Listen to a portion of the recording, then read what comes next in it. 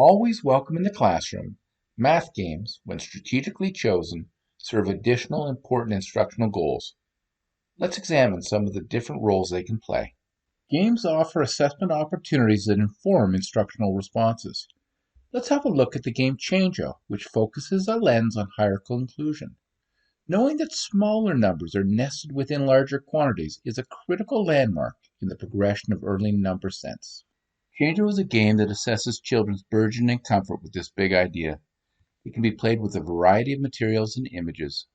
Domino and number cubes are standards, but Reckon Recs and cards also provide excellent visuals. The choice of material can also influence the number range assessed. Number cubes capture numbers 0 to 6. Double 9 dominoes extend the range to 9, while number cards can expand the concept to teen numbers and beyond. Let's model the game with cards and keep the number range within 0 to 6. In this partner game, one player is the card master, the other is the number builder. The card master turns over a card, in this case 4, and asks the partner to represent the chosen quantity with cubes. When the number builder is comfortable that 4 is showing, the card master declares Change-O while turning over a new card. The number builder's task is to change the existing cube representation to match the new card. Here's what you might see in response. What do? Some children might just take 6 more cubes one at a time and add them to the 4. Well, they really haven't changed 4 to 6. All they've done is taken that 6 and added it to the 4 to create a whole new quantity. Some children, when asked to change the 4 to 6, might get overwhelmed by the information that's in front of them. And what they'll do is physically push away the cubes, take a breath, and they'll build again. And they'll 1, 2, 3, 4, 5, and 6.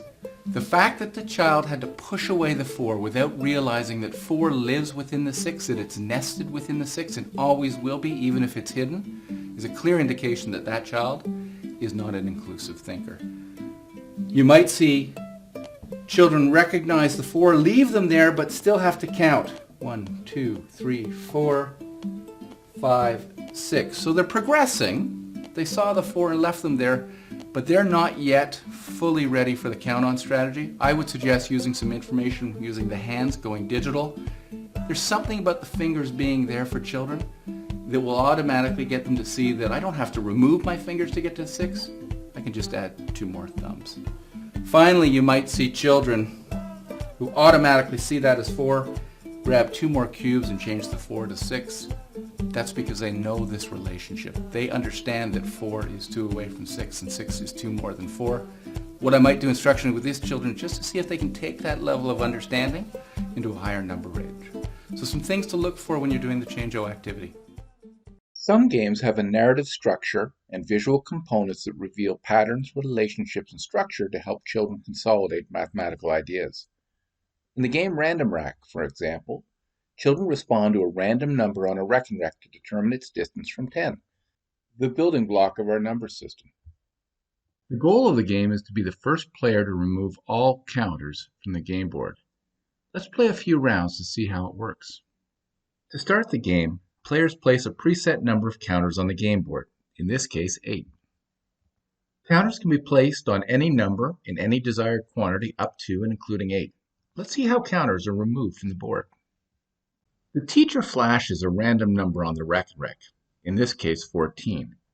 Players find the difference between the number on the Reckon Rec and the anchor number of 10. If they have a counter positioned on that difference, they can remove one and only one counter. I do have a counter on the 4. Let's take it away. When all players have adjusted their game board, a new number is flashed. In this instance, a teacher may choose to invite children to make changes on the Reckon Rec to support mental computation, a wonderful visual for the big ideas of compensation and equivalence. This revised visual clearly shows 11. The difference between 11 and 10 is 1. I don't have a counter on my 1, so I'll have to wait another round to make a move. The game is unquestionably fun, but it's so much more. It's planting seeds for future fluency. During the game, children build mental models for number combinations to 10, Use compensation and equivalence to change quantities to be more manageable, and become automatic in adding 10 to any number from 0 to 9, all of which are prerequisites to a Make 10 strategy.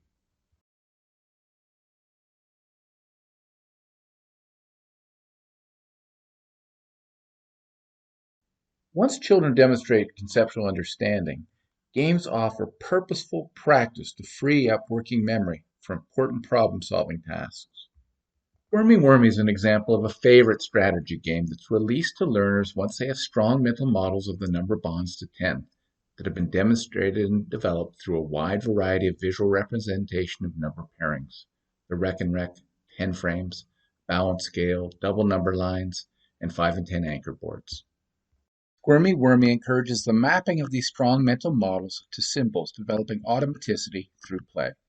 In this game for two, children alternate turns covering two body segments of the worm that add to 10. When the worm's body is completely covered, the player with the longest unbroken segment of his or her colored counters is the winner. The close to 50 games in StrADDegy have been selected or designed to help teachers make these categorical choices: games as assessment, games for concept development, or games as purposeful practice. We invite you to take a deeper dive, explore, and have fun. Sign up for your free trial today or order your pack of 44 durable 10 frame cards designed to fit younger hands.